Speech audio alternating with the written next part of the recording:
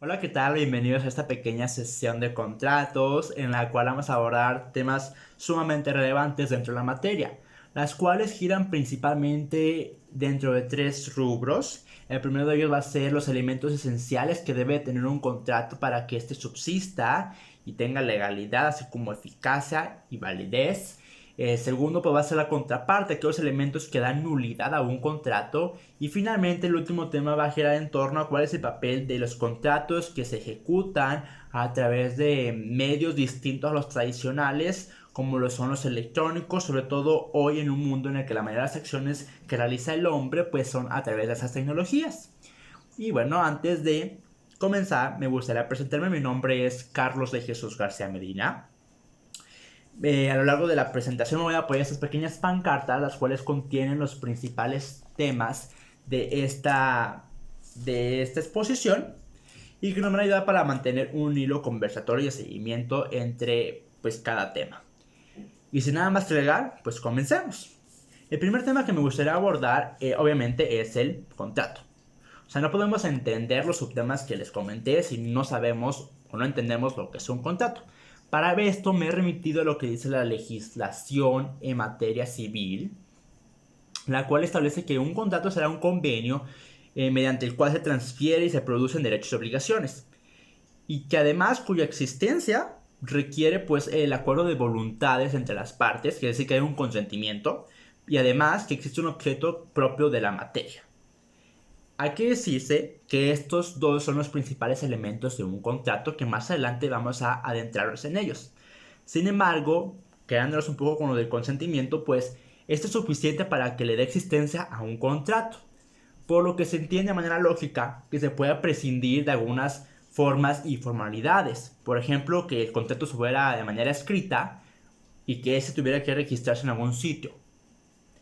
No obstante, el consentimiento pues no siempre surge de manera inmediata, sino que se puede construir por pasos y a través de un proceso en el cual se van a recurrir a pues algunos instrumentos que llevan por nombre instrumentos de formación progresiva.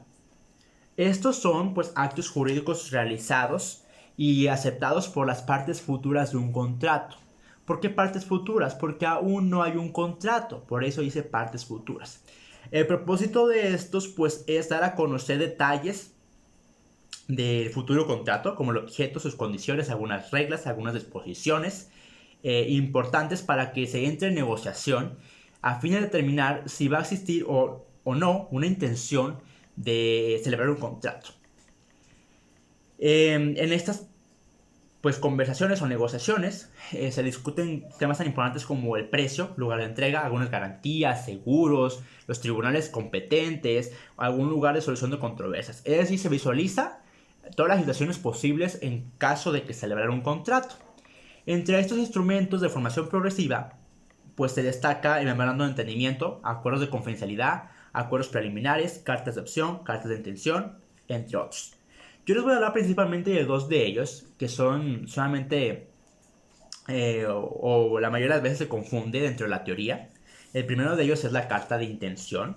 Esta carta de intención, pues es una manifestación unilateral de la voluntad no vinculante, hecha por una de las partes, en la que básicamente se expresa las condiciones laborales que deben de subsistir para que ésta pues pudiera celebrar un contrato.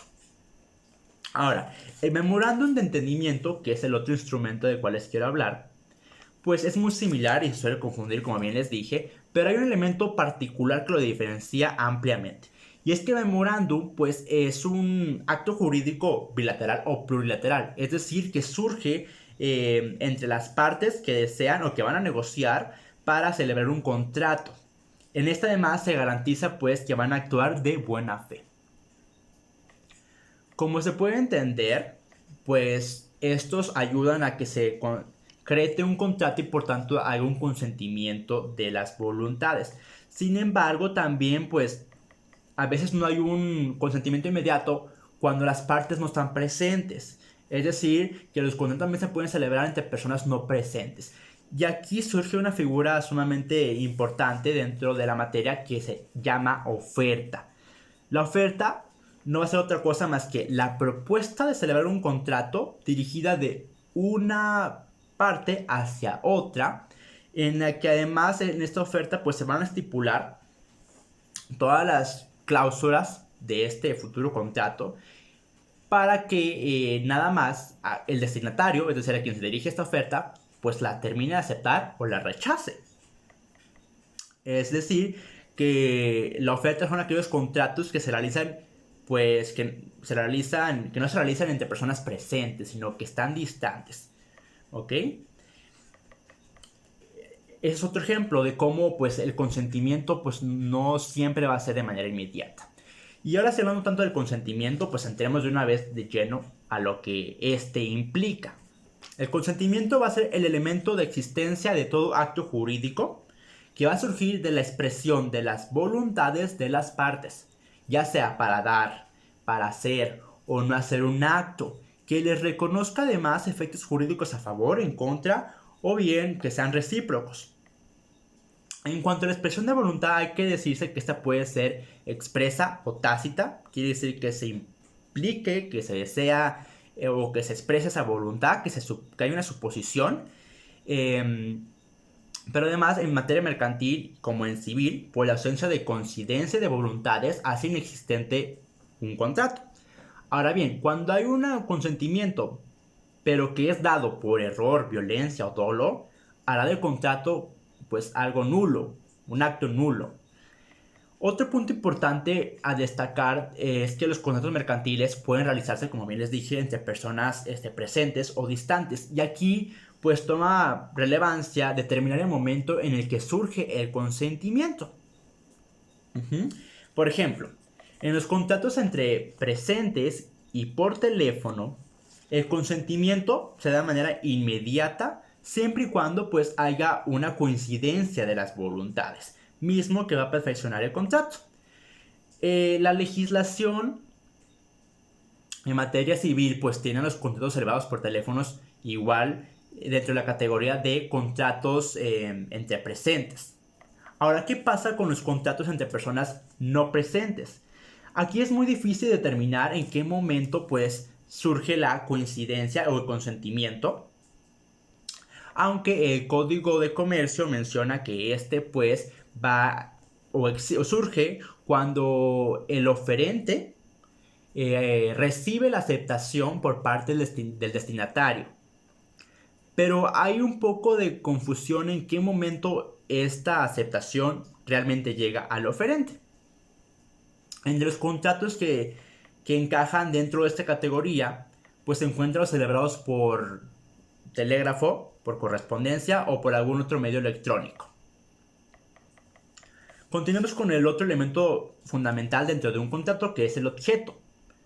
El objeto pues va a ser otro elemento de existencia, como les digo, y pues este está constituido por la cosa que el obligado debe de dar. A esto se le va a conocer como objeto indirecto. Y también el objeto va a ser el hecho que debe de hacer. A esto se le va a conocer como el objeto directo. Esto pues con el fin de que se dé cumplimiento al contrato. Entonces, cuando hablamos del objeto de un contrato, nos referimos tanto a una prestación de hecho como a una prestación de cosa. La prestación de hecho pues es una conducta del obligado, la cual debe ser posible y además debe ser lícita. Mientras que la prestación de cosa pues es la transmisión de dominio, la enajenación del uso o goce de bienes, muebles o inmuebles. Ya vimos entonces que el objeto y el consentimiento son elementos esenciales dentro del contrato. Ahora, hablemos un poquito de la capacidad. La capacidad pues es la aptitud de las personas para poseer derechos y obligaciones y hacerlas valer por sí mismo. Por lo que la ausencia de esta capacidad pues evidentemente te limita. Y es importante este término porque se requiere para poder celebrar contratos. Es decir, que si tú no tienes capacidad, pues simplemente no puedes celebrar contratos. Ahora, pasando al segundo tema, que era la nulidad de los contratos, hay que entender primero que la nulidad pues es la consecuencia de la ausencia, es decir, la falta de algunos de los elementos esenciales, lo cual daría pues inexistencia a un contrato, o de algún elemento de validez, lo cual pues anularía algún contrato. Existe nulidad absoluta y relativa. La primera, la nulidad absoluta, se suscita cuando el objeto o el fin del contrato son ilícitos. Es decir, que son contrarios a la ley o a las buenas costumbres. Esta nulidad puede ser solicitada por cualquier interesado que resulte dañado. Evidentemente también la ausencia de consentimiento y de un objeto pues hacen o llaman a la nulidad absoluta. Ahora, ¿qué pasa con la nulidad relativa? Esta va a ocurrir por la concurrencia de algún vicio en la voluntad o de algún defecto de forma. A diferencia de la nulidad absoluta, esta puede ser llamada por solamente algunos de los contratantes. La nulidad relativa procede por vicios del consentimiento, falta de forma, por incapacidad o por lesión. Vamos a ver cada uno de ellos. Vicios del consentimiento. Bueno, el consentimiento, como bien dijimos, no va a ser válido si este es dado por error, arrancado por violencia, sorprendido por dolo. Bajo esta premisa se entiende que el acuerdo de voluntarias debe ser voluntario y libre. Veamos el primero, ¿no? Error. El error consiste en una falsa percepción de la realidad y es muy distinto a la ignorancia, porque la ignorancia es la ausencia de conocimiento. En el error hay conocimiento, pero este conocimiento es erróneo, equívoco. Cuando hay error en contrato, existe una discordancia entre el acto y el propósito del mismo. Algunos errores versan sobre el objeto y la persona, a lo cual se le conoce como error sobre el motivo determinante de la voluntad. Pero también hay errores de cálculo, que si bien no nulifica el contrato, sí lo hace que rectifique. Esto sería un error indiferente. Pasando con el dolo. El dolo, pues, produce o persiste en un contrato cuando una de las partes manipula a su contraparte para inducir en el error y lo mantiene en él tras disimularlo por mala fe. Es decir, hacer que la otra parte pues se mantenga equívoco respecto a alguna cuestión estipulada en el contrato. Ahora, la violencia pues consiste en todo tipo de interferencia amenazante hacia la voluntad de las partes, lo que impide pues el consentimiento libre. Existen dos tipos de violencia, la física y la moral. En la primera pues existe fuerza física, mientras que en la segunda principalmente las amenazas. Ambos atentan con la pérdida de algo valioso. Pasemos con la lesión. La lesión también es motivo de nulidad relativa y entiéndase por lesión aquel lucro excesivo que obtiene una parte en desventaja o en aprovechamiento de su contraparte, ya sea por necesidad, extrema miseria o por ignorancia de la persona que sufre la lesión. Ahora, la falta de forma. La falta de forma también es otro elemento que llama a la nulidad relativa de un contrato. Y si bien dije que se podía prescindir de formas y formalidades en un principio dentro de un contrato y que bastaba con el consentimiento, hay que decirse que hay algunos contratos, algunas excepciones que sí piden forma para que persista algún contrato. La forma pues constituye principalmente la manera en que se debe manifestar el consentimiento. Y muchos de los contratos, o algunos de ellos, pues se estipula que el contrato debe manifestarse a través de la forma escrita. Ese sería, por ejemplo, que en dado caso de que no se estableciera de manera escrita, pues se pueda llamar a la nulidad relativa. Eso significa la falta de forma. Ahora, la incapacidad pues es lo contrario a lo que vimos con la capacidad, es decir, que no cuentas con ese derecho legal para celebrar contratos, porque la ley te ha inhabilitado. Finalmente, el último tema que quería abordar es el comercio electrónico y el papel que tienen los contratos dentro de este. Evidentemente, la aparición de nuevas tecnologías pues, ha abierto nuevos canales de comunicación, así como de información, que han sido aprovechados por los agentes económicos para pues, ampliar su alcance relacional, facilitar sus operaciones, agilizar también las mismas, ampliar su prestigio, reducir costos y métodos tan tardados que usualmente pues requerían, por ejemplo, el papel y que ahora se hace todo de manera virtual. Todo esto con el tiempo pues recibiría el nombre de comercio electrónico. En palabras simples, el comercio electrónico pues es el intercambio de bienes y servicios a través de medios electrónicos, ópticos o cualquier otra tecnología, ya sea internet, correo electrónico, fax, telégrafo, EDI, que es el intercambio electrónico de datos, entre otros muchos más. En el comercio electrónico pues quedan comprendidos tanto la oferta de un contrato como la ejecución y cumplimiento de obligaciones mediante mensaje de datos. También todos aquellos actos jurídicos realizados por el mismo medio, pero que son productos ya sea de algún contrato celebrado de manera verbal, escrita, por carta o telegrama.